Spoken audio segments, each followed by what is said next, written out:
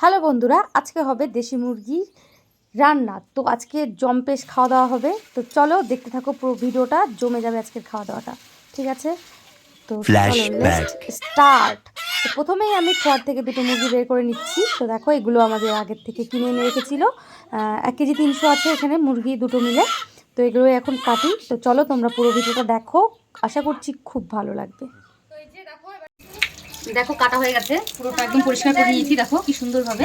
তো এবার এগুলো একটু ধুয়ে তারপরে পিস করে নেবো, সুন্দর ছোটো ছোটো করে পিস, যেহেতু ছোটো মুরগি তাই একটু ছোটো ছোটো করে পিসটা করতে হবে। তো চলো পিস করার পর তোমাদেরকে দেখাচ্ছি, ঠিক আছে? দেখতে থাকো। তো দেখো আমার এখানে পিস করা হয়ে গেছে মাংসগুলো, দেখতে পাচ্ছ খুব সুন্দর করে পিস করে আবার ধুয়ে নিয়েছি, বেশ মানে একবারে পরিষ্কার করে রেখে দিয়েছি। আর এদিকে দেখো পেঁয়াজ কুচি, এদিকে লঙ্কা, এদিকে হচ্ছে জিরে, এদিকে হচ্ছে আদা রসুন আর কটা আলু। মানে আমরা বাঙালি মানে কিন্তু আমাদের আলু দিতে হবে মাংসে, আর কিছু দেয় আর না দেয় আলুটা আমার লাগবেই। মানে আমার কি বলতে কি, আমাদের বাড়ির সবারই লাগে, আর জানি না কে কিরকম দেয়, তবে আমরা দিই। তো চলো এবার এগুলো সব ব্লেন্ডারে পেস্ট করে নেই, ঠিক আছে? সব কিছু একে একে দিয়ে পেস্ট করে দিচ্ছি। আগে আদা জিরা আর হচ্ছে ইয়েটা দিব, শুকনো লঙ্কাটা। আর যে প্রচুর পরিমাণে গরম পড়েছে, আমি তো বলবো এই গরমে খাসি মাংস না খেয়ে, পোলট্রি না খেয়ে দেশি মুরগি খাওয়াটা খুবই খুবই খুবই ভালো। কারণ হচ্ছে তোমার দেশি মুরগিতে কোনো ক্ষতি নেই। দেশি মুরগি খাবে, ডাক্তাররাও কিন্তু বলে অনেক সময় যে সবাই কিন্তু দেশি মুরগি পাতলা করে ঝোল খাবে। তবে আমরা একটু মশলাটা বেশি দিচ্ছি, তবে পাতলা করে ঝোল করলে ভালো হয়। এই দেখো এর মধ্যে একটু জল দিয়ে দিলাম, আবার পেস্ট করে নিই। দেখো এই যে পেস্টটা এবার এটা হচ্ছে ভালো করে আমি মাখিয়ে রেখে দেবো সব মশলা দিয়ে। তা মানে কিছুক্ষণের জন্য ম্যারিনেট করে নেবো আর কি। চলো এবার একে একে সব মশলা দিয়ে দিই।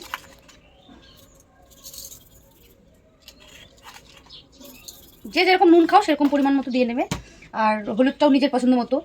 কেউ কেউ আবার প্রচুর পরিমাণে আর কি কালার পছন্দ করে মাংসে, কিন্তু আমি অত পছন্দ করি না। আমি আমার একটা মিনিমাম একটা আইডিয়া মতো দিয়ে দিই, ঠিক আছে? যতটা লাগে আর কি নুন দিলাম।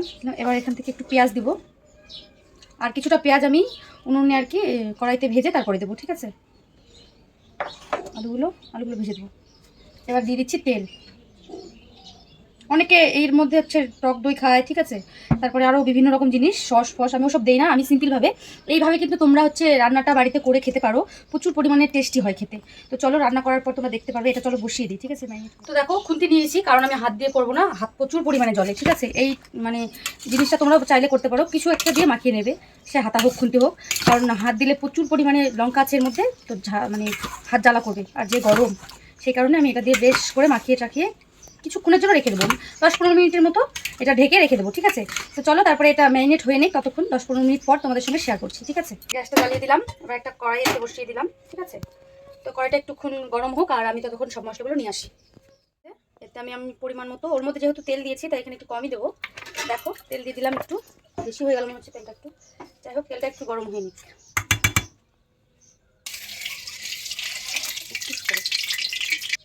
দেখো গরম হয়ে গেছে, দিয়ে দিলাম লঙ্কা, 4টা তেজপাতা, ঠিক আছে? এগুলো একটু হালকা লাল লাল হবে, তারপরে একটু জিরে, অল্প সামান্য।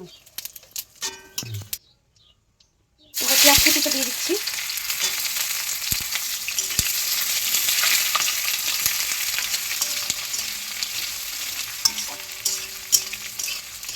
এটা হালকা একটু লাল করে ভেজে নেবো, ঠিক আছে? বেশি ভাজবো না। দেখো এটা আমার হচ্ছে লাল লাল করে ভাজা হয়ে গেছে। তো এবার এই যে এদিকে দেখো আমার মাংসটা 15 মিনিট আমি ম্যারিনেট করে রেখেছিলাম, তো এই মাংসটা এর মধ্যে দিয়ে দেবো,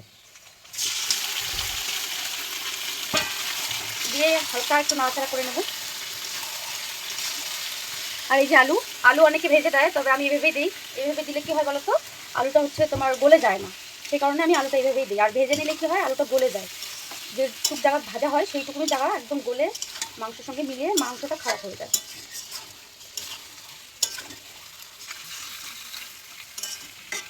আর আমার অবস্থা দেখো এই গরমে রান্না করতে এসে, অবস্থা দেখো পুরো ঘেমে সেমে একসাথ। যদিও এটা এখন দুপুর টাইম, তাই জন্য একটু বেশি ঘামছি।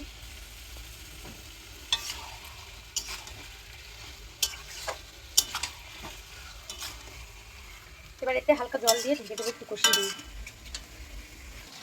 এই যে একটু এই গামলাটা ধুয়ে একটু জলটা আর কি দিয়ে দিচ্ছি হালকা পরিমাণে, মানে একটু সেদ্ধ হওয়ার জন্য। এমনিতেও মাংস থেকে জল ছাড়বে, তো এবার আমি এটা ঢেকে দিচ্ছি। এটা সেদ্ধ হোক মোটামুটি 15 মিনিটের মতো, এটা সিদ্ধ হতে টাইম লাগবে, ঠিক আছে? তারপর তোমাদের সঙ্গে দেখাচ্ছি। A few moments later. তো দেখো এই যে জল ছেড়েছে মাংসটা, আমি বলেছি আগেই মাংস কিন্তু হালকা পাতলা জল একটু ছাড়ে, এই জন্য একটু কমই দিতে হয়। তো যাই হোক আর একটু কষানো হবে, এটা মোটামুটি সিদ্ধ হয়ে গেছে, আর একটু হলে হয়ে যাবে। ঠিক আছে, আবার একটু নেড়ে চেড়ে আবার একটু ঢেকে দিই, তারপর আবার দেখাচ্ছি। তো দেখো আমার মাংস কিন্তু কষানো হয়ে গেছে, প্রায় প্রায় বলছি কি হয়েই গেছে। দেখো মাংসটা লেগে লেগে যাচ্ছে আর তেলও ছেড়ে দিয়েছে মাংস থেকে। আচ্ছা, তো আমি এখানে আবার গ্যাসে গরম জল বসিয়েছি একটু, এই যে দেখো এই গরম জলটা এর মধ্যে দেবো, তাহলে মাংসটা বেশ নরম হবে আর ভালো লাগবে খেতে, সেই কারণে একটু গরম জল করা। আর দেশি মুরগি মানেই কিন্তু এই যে শুধু হাড্ডি।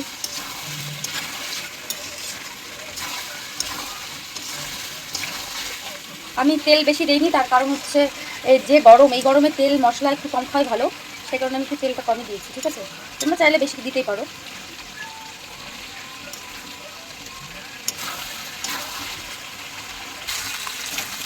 দেখো এই যে কষানো হয়ে গেছে আমার, যেহেতু লেগে লেগে যাচ্ছে মশলাটা, এই দেখো ভালো করে লেগে গেছে। এবার আমি গরম জলটা দিয়ে দেবো।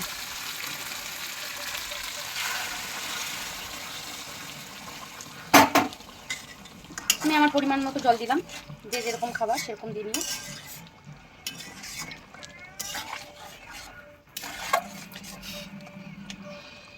এটা হয়ে আসলে এর মধ্যে গরম মশলা দিয়ে নামিয়ে নিলে হয়ে গেল গরমা গরম দেশি মুরগির ঝোল। দেখো গরম মশলা দিয়ে আমি ঝোলটা আর কি একটু ফুটিয়ে নিচ্ছি।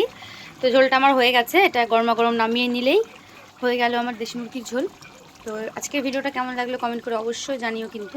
ঠিক আছে, তো বন্ধুরা হয়ে গেছে আমার দেশি মুরগির ঝোল, দেখো বেশ সুন্দর করে নিয়েছি। এই দেখো খুব বেশি ঝোলও করিনি আর খুব বেশি আর কি মানে কষা কষাও করিনি, তো ভাত দিয়ে খাওয়ার মতো। এটা হচ্ছে আমাদের দুপুরের মেনু। তো তোমাদের কেমন লাগলো কমেন্ট করে জানিও। আর এইভাবে তোমরা চাইলে কিন্তু দেশি মুরগি রান্না করে খেতেই পারো। এই গরমে খাসির মাংস আমি বলবো কেউ খেও না, দেশি মুরগি খাও, সুস্থ থাকবে, ভালো থাকবে, শরীরের অনেক উপকার হবে। তো চলো আজকের মতো ভিডিওটা এখানে শেষ করছি। সবাই ভালো থেকো, সুস্থ থেকো, আর আমার চ্যানেলটা সাবস্ক্রাইব করে দিও। টাটা।